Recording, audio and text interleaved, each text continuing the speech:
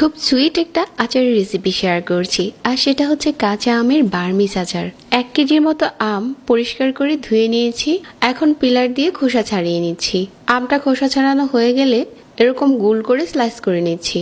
অনেক পাতলা আবার অনেক বেশি মোটা এরকমও না, এরকম মিডিয়াম সাইজ করে আমি এগুলো স্লাইস করে নিয়েছি। আর মাঝে যে আটির অংশটা আছে এটা ফেলে দিচ্ছি। এখন একটা বাটিতে নিয়ে নিলাম, সাথে দিয়ে দিচ্ছি 1 কাপ চিনি, আর একটু নেড়েচেড়ে মিশিয়ে কিছুক্ষণ রেস্টে দিয়ে দিচ্ছি ঘন্টাখানিকের মতো। ঠিক 1 ঘন্টা পর আর এই পর্যায়ে একটা প্যানে নিয়ে নিচ্ছি।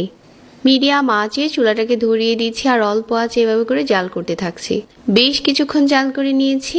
এখন এখানে 1/4 চা চামচ হলুদ গুঁড়া আর 1/4 চা চামচ দিয়ে দিলাম লাল মরিচের গুঁড়া, যাতে আচারের মাঝে দারুণ একটা কালার এসেছে এই জন্য দিয়েছি।